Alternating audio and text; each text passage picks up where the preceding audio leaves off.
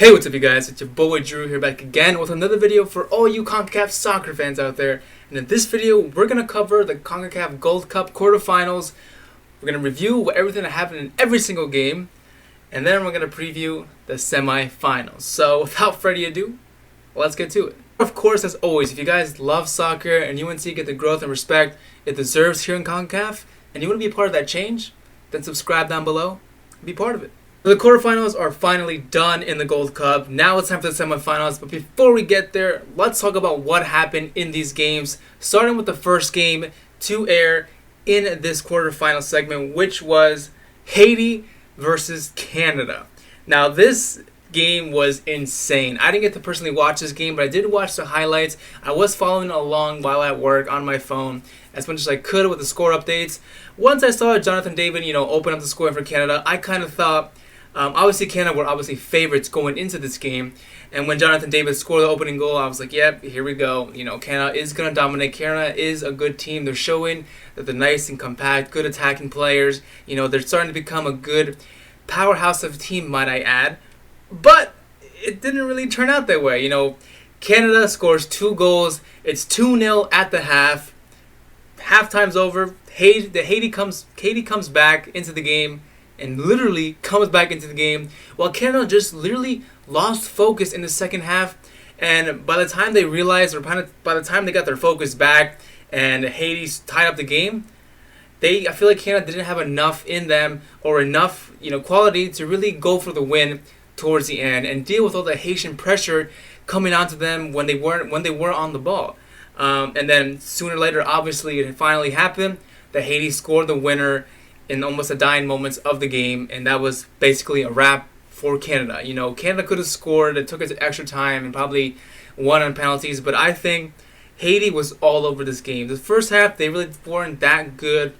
Canada really did dominate, but like I said, after the first half, 2-0 up, Canada just pressed on the brake. We're good. Let's just take our foot off the accelerator. We're good, man. Let's just hang back, relax. 2-0 up. Who cares? Against Haiti, and that's it. They underestimated their opponents. They took their foot off the accelerator, or whatever that people say. They put their foot on the brake, and they locked up shop, and then that was it. But by the time they really wanted to come out and attack, it was too late. It didn't have enough in them. That was basically where they went wrong, and that's really a big disappointment, I know, for a lot of Canadian soccer fans out there, because a lot of you guys, I'm sure, were really rooting for this team and really were surprised that the team really seemed to be, coming together. They only had one loss in the group stage against Mexico, which really is an honorable loss, I would say. But they looked pretty good up until this point, and I really don't know what happened other than losing focus and just underestimating Haiti, which really had a really good tournament this year. So, really good, happy for Haiti, really happy for all the Haitian soccer fans out there. Really hope you guys come out and support your team as you have been. And, good luck to you guys in the semifinals against Mexico. Speaking of Mexico, let's talk about their quarterfinal matchup against Costa Rica. This game had everything. It had, referee drama, had fouls, everything. Lots of drama, lots of controversy, but it was a really interesting game to watch, despite it ending only 1-1.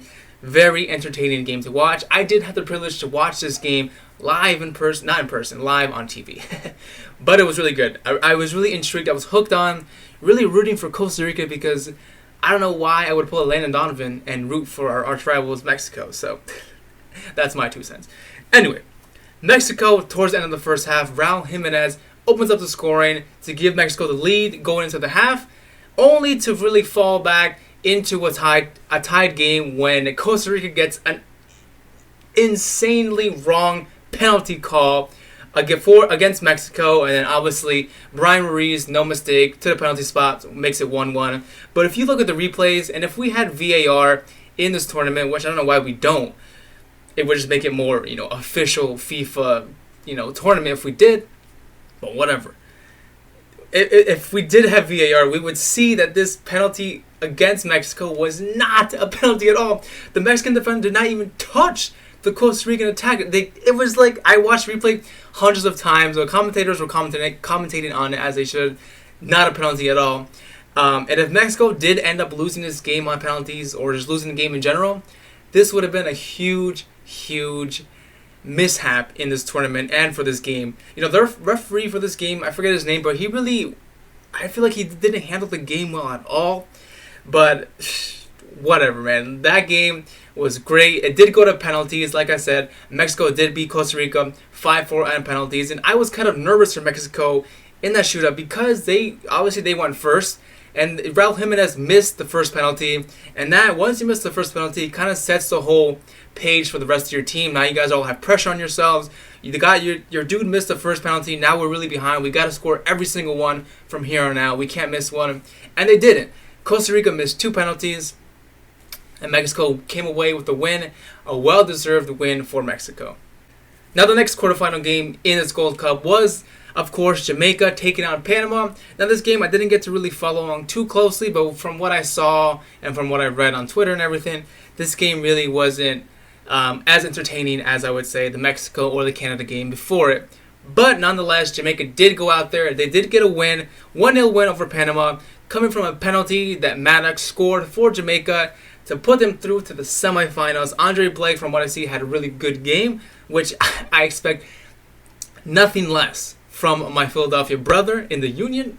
We miss you in the Union, man. This Gold Cup going on during MLS season really sucks ass. But happy for Andre Blake. Jamaica on to the semifinals to face the USA. And of course, the reason most of us are here is to talk about the USA quarterfinal game against Curacao. Now, I would say arguably that the USA had probably the easiest game in this quarterfinal out of all the teams so far left in the tournament, because they were playing against Curacao, a team that has never made it this far before, I'm sure, and a team that we would think that everyone would just steamroll over, but that was not the case whatsoever. Going into this game, I really predicted USA to win 2 or 3-0. Easy, done and dusted, not a big deal. Like, let's go on to the semifinals and face Jamaica. But when the game started, we did start a little lively. Christian Pulisic really had a selfish moment in the early moments of the game. I think it was around the 7th minute.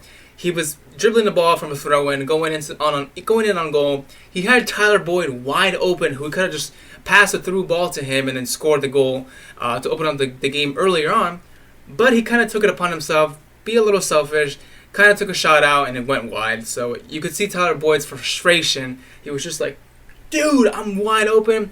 And I'm really scared Christian Pulisic is going to become one of those selfish players who he knows he's the best player on the team, so he wants to just do everything himself.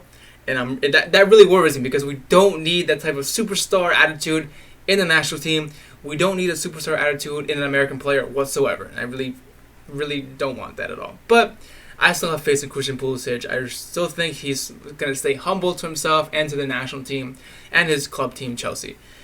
But anyway, this game overall, very, very disappointing. I was at work today, but I did get to watch this game in full, and I was not impressed whatsoever. The goal, who scored this goal again? See, I don't even remember, because it was just like so dull. It was so terrible. Come on, this app's not even working. Oh yeah, Weston McKennie, Christian Pulisic crossed it in from the left field into the box, where Weston McKennie headed it in past Room, the goalkeeper for Curacao, who I think had a pretty decent game. Room, especially from what I've heard, he had a really good tournament. The goalkeeper Room for Curacao, but it just wasn't meant to be for him, unfortunately. And Curacao, I would say, had the better game. And if we had to pick a team who deserved to win, just based on the way they played or the way they were set up, blah, blah, blah, and chances created, obviously I would pick Curacao as a team who deserved to go through to the semifinals over the USA, because USA, especially in the second half, were outpossessed, outshot, outplayed for the most part. Curacao really on that high pressure, really good at the counterattacks, where they really caught us out off guard lots of times on the counterattacks. Zach Steffen making a really good save towards the end of the game from Leandro Bacuna. So, Curacao was not a pushover team like many people thought they were going to be, including myself. So, all props to you, Curacao. All respect, all due respect to you guys, because you deserved. You guys played a hell of a game, pushed us to a limit, really showed all the flaws that this national team for USA still really has in terms of just the way they're set up, in terms of how the players are as a player themselves, and in terms of our coach Greg Berhalter, how he's got some tactical, deficiencies, or he's not really that good tactically at setting up his team so far. I have not really been impressed by Greg Berhalter's lineups, tactical, the game yet, like at all, since he's been taking over the national team earlier this year. And first of all, I just don't know why he started Zardes again over Josie Altidore. And if you guys know me, you know I'm not the biggest Josie Altidore fan, but I do give credit where it's due. And Josie Altidore had a pretty good game in the last group stage match before this game, and he really showed when he scored that goal. He was really passionate about scoring that goal, and you could see that he really wanted to be the star striker for the USA again. And I was kind of hoping Greg Berhalter would see that and start him over his Columbus brother, but he wouldn't, because that's exactly what Zardes is, his Columbus brother.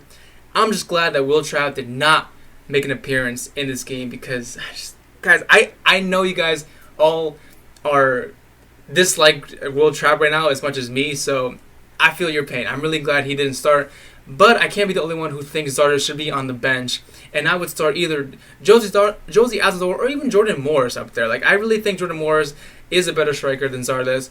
You guys can quote me, because I'm going to say it right now. But again, Tyler Boyd, another player who's really showing me good flashes of how good his potential can be with the national team and how good he can be as a player going forward in his career. Really excited for that. Christian Pulisic, obviously, decent game. No one really had a really great game at all.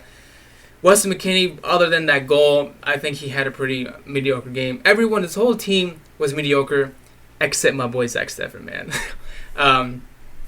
Really, really underwhelming win. USA did go through to the semifinals, but like I said, they did not deserve to go through. Curacao deserved to go through to the semifinals because they played much better. I feel like they wanted it more than the US did.